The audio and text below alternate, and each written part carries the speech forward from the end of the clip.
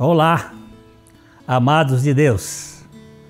Que alegria é estar em contato de novo com vocês através desse nosso programa.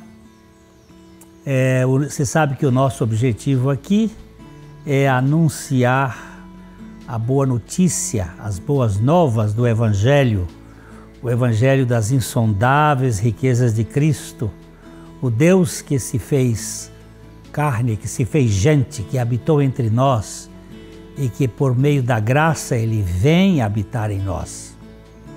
Os links estão aí na tela da sua TV, youtube.com/piblondrina1 e facebook.com/programa Café e Fé, tudo junto. Você pode ser um aliado nosso. Nós contamos com a sua participação, com a sua colaboração para que esse programa se mantenha. Nós temos custos e esperamos cumprir para a graça de Deus. Nós contamos com as suas orações, temos lutas, precisamos do seu apoio e divulgue para que esse programa alcance um público cada vez maior. Hoje nós estaremos falando sobre vida substituída. Um dia um repórter perguntou ao ancião George Miller, de 91 anos, um homem de Deus que viveu na Inglaterra no século XIX, que tinha um ministério muito rico, muito preciso. Qual era a causa do êxito de sua missão? Então ele respondeu com a precisão de um santo. Um dia morri para George Miller, para suas opiniões e preferências, gosto e vontade. Morri para o mundo, sua aprovação ou censura. Morri para aprovação ou acusação até mesmo dos meus irmãos e amigos. E desde então, eu tenho procurado apenas apresentar-me aprovado diante de Deus. Que coisa extraordinária! Um dia morri para George Miller, para opiniões, preferências, gosto, vontade, aprovação ou censura. Morri para aprovação, acusação, até mesmo de irmãos e amigos. E desde então, tenho apenas procurado apresentar-me aprovado diante de Deus. George Miller morreu. Como assim? Como morreu? História é essa de que ele morreu? Estava vivo, apesar de 91 anos, quando ele deu essa resposta. Miller cria, como o apóstolo Paulo, que a vida cristã era uma substituição. Não mais eu, mas Cristo vive em mim. O cristianismo não sou eu quem vive, mas é Cristo quem vive em mim. Não se trata de evolução do velho Adão, mas da sua eliminação e a substituição por Cristo. Ele disse: morri para George Miller. Morri para as suas opiniões e preferências, gosto e vontade. Quer dizer que ele se anulou completamente? É isso? Não, necessariamente não. Ele não se aniquilou, ele foi substituído. Ele passou a viver na perspectiva de que Cristo é a sua vida. Há um cântico que nós costumamos cantar que diz: a vida de minha alma é Cristo. É Ele que é a realidade que está em nosso interior. Ele morreu na cruz com Cristo. Ele creu em sua morte juntamente com Cristo e creu também que sua ressurreição, a ressurreição de Cristo, era a novidade de vida. Era a causa do seu sucesso. Não depender do externo, da opinião, da aprovação, mas depender da suficiência de Cristo. O cristianismo é vivido pela vida de outro, é a união com Cristo. O homem caído, ele vive com a vida de Adão. A nova criatura vive com a vida de Cristo. O velho homem que a Bíblia se refere é o velho Adão, o estilo adâmico, o estilo egoísta, o estilo possessivo, o estilo dominador. O novo homem é Cristo vivendo em nós, com o estilo da humildade, da simplicidade, do amor incondicional. Miller entendia que sua experiência com Cristo o tirou do governo do mundo, de sua aprovação ou censura. É aqui que está grande parte das dificuldades que nós temos, porque nós somos carentes e estamos sempre procurando a aprovação dos outros quando a gente faz alguma coisa, ou com medo da censura, de não sermos aprovados. Aqui está uma grande luta de fé. Ele não vivia pelos sentimentos, mas pela fé. E isto gera um movimento, uma movimentação para se permanecer firme. Porque não é um sentimento em si, nem mesmo um entendimento. É algo mais além, mais significativo. Muitos vivem em busca de uma aceitação e aprovação pelas pessoas nas redes sociais. Eles estão aí o tempo todo fazendo selfies e buscando ser reconhecidos, porque há uma carência e, ao mesmo tempo, vivem fugindo como o rato do gato de qualquer desaprovação que o descarte no cenário dos aplausos. É muito estranho isto, como nós temos essa necessidade, esta carência de sermos apreciados. Uma das minhas grandes lutas, ela está aqui. As pessoas não veem por fora, mas eu sinto por dentro os ventos fortes das minhas ambições. Por isso eu preciso da cruz. E aqui reside uma grande luta espiritual. Às vezes nós as mascaramos, fazemos de conta que elas não existem. Contudo, uma tempestade violenta rola no nosso interior. Quando alguém nos elogia, aí a gente se sente bem, e quando alguém nos critica, nós ficamos meio deprimidos, e isto ninguém vê, mas lá dentro você percebe. E é aqui nessa autenticidade e nessa realidade é que nós precisamos tratar isto diante de Deus.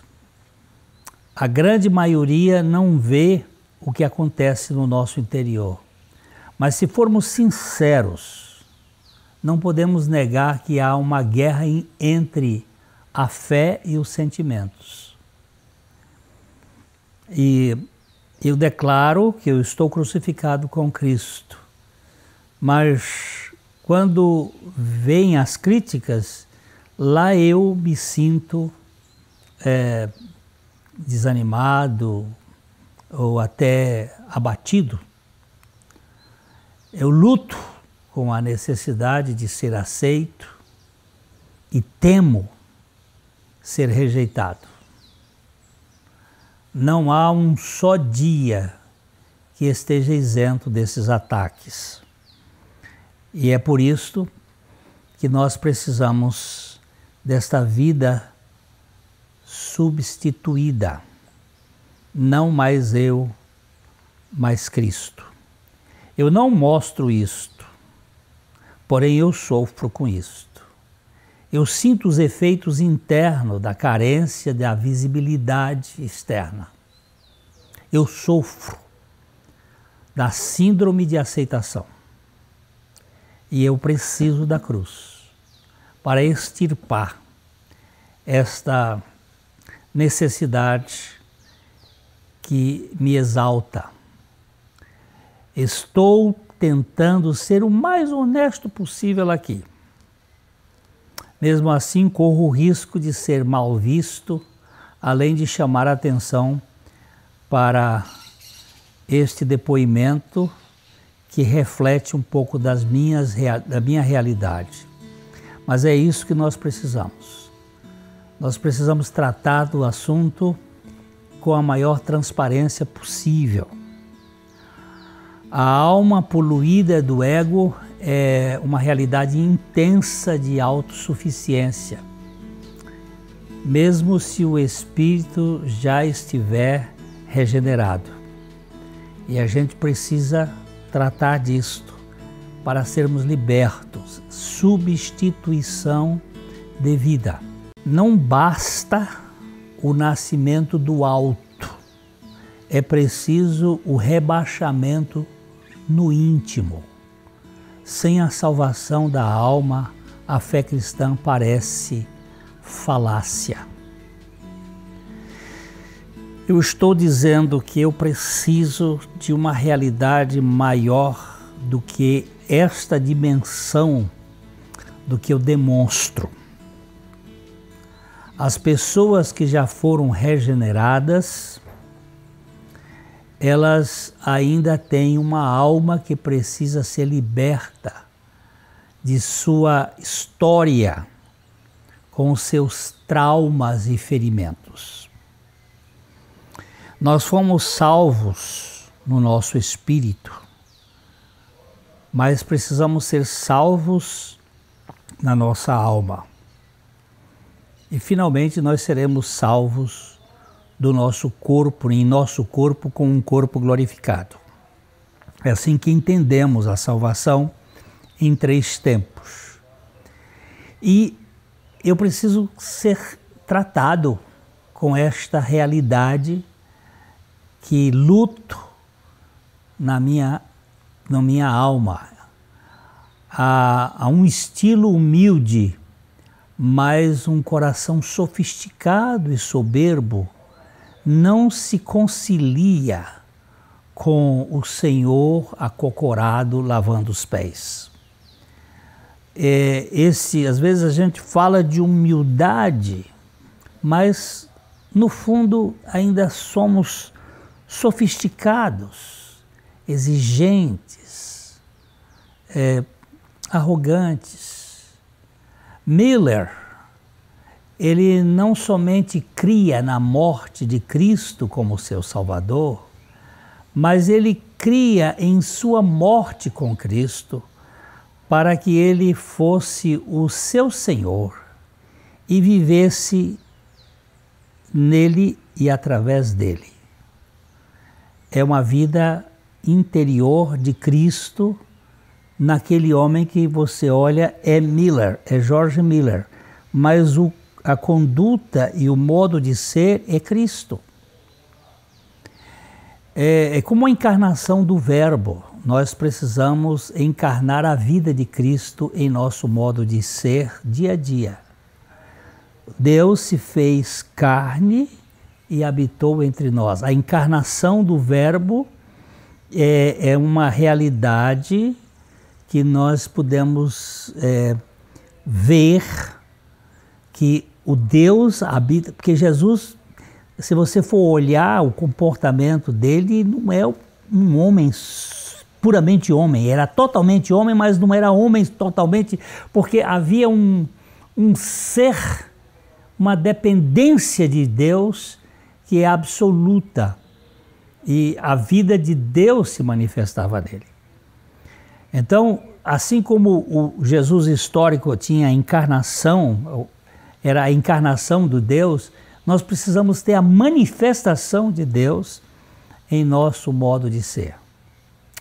Um dia eu olhei para um jovem e vi um Apolo das ideias. Ele era perfeito, as suas ideias eram lindas, perfeitas, o seu discurso.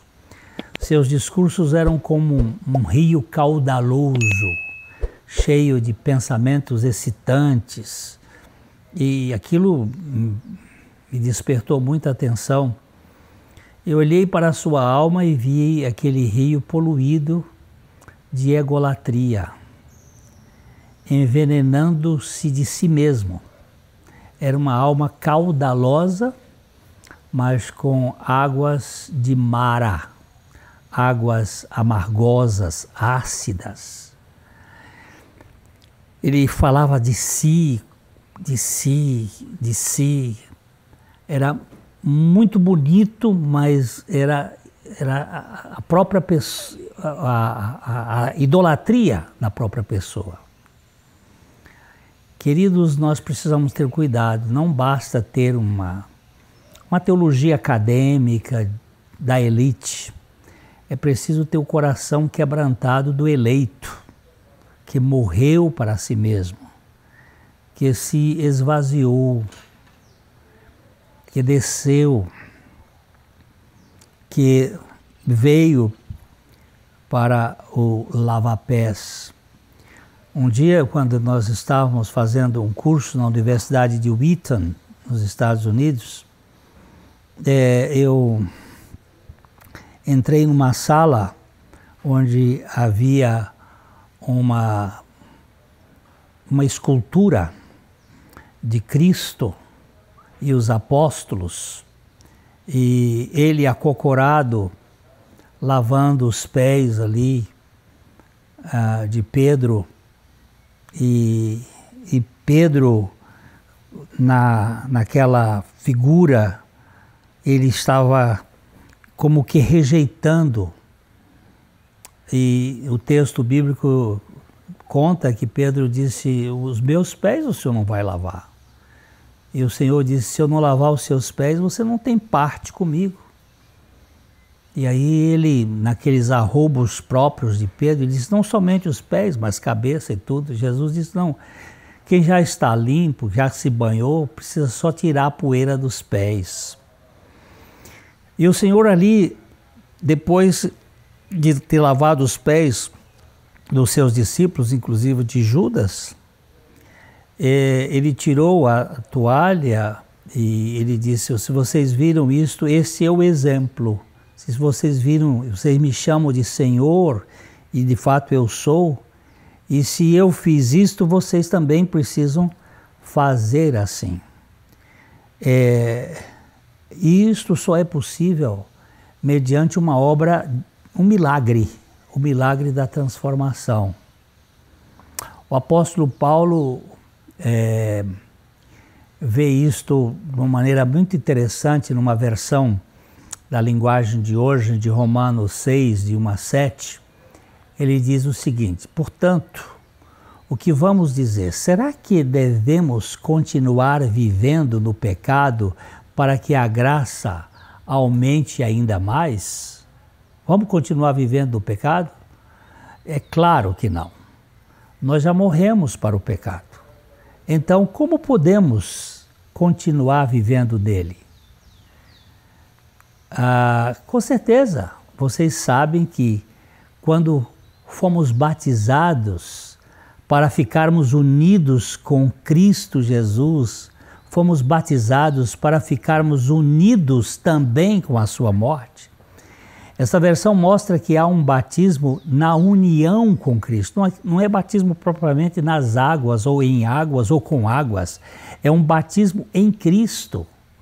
É uma união com Cristo, onde nós fomos incluídos e identificados com Ele. O verso 4, ele diz, assim quando fomos batizados, fomos sepultados com Ele, por termos morrido juntamente com Ele. E isso é para que, assim como Cristo foi ressuscitado pelo poder glorioso do Pai, assim também nós vivamos uma vida nova. O verso 5, ele vai mostrar mais uma outra coisa, pois se fomos unidos com Ele por uma morte igual a dele, assim também seremos unidos com Ele por uma ressurreição igual a dele. É uma ideia de identificação e substituição. O verso 6 torna mais claro, pois sabemos que a nossa velha natureza pecadora já foi morta com Cristo na cruz, a fim de que o nosso eu pecador fosse morto, e assim não sejamos mais escravos do pecado. Pois quem morreu ou quem morre fica livre do poder do pecado. Você prestou atenção que se trata de algo totalmente de substituição? Aqui está a planilha da fé cristã. Assim como nós nos tornamos exibidos de modo natural em Adão e saímos desta vida altiva de modo sobrenatural em Cristo. Nós entramos nesta vida em Adão e saímos em Cristo. Entramos com um eu exaltado e saímos com o eu esvaziado em Cristo. Em Adão, nos tornamos egoístas. Em Cristo, nos tornamos altruístas, destituídos desta necessidade de autossuficiência. Em Adão, nós morremos para Deus. Em Cristo, nós morremos para nós mesmos. Trata-se de uma vida substituída. Cristo vive em nós. A pergunta que eu sempre faço aqui, você já nasceu de novo? Você crê em sua morte para si mesmo juntamente com Cristo? É isto que George Miller experimentou. E é isto que nós precisamos experimentar. Não se trata de uma religião, não é uma experiência de denominações, de coisas, é uma experiência de vida substituída. Você crê assim? Então, este é o projeto de Deus para você e para mim. Eu estou crucificado com Cristo e vivo não mais eu, mas Cristo vive em mim. E a vida que agora vivo na carne, vivo-a pela fé no Filho de Deus, que me amou e a si mesmo entregou por mim. De coração para coração, eu espero por você no nosso próximo programa, se Deus assim o permitir.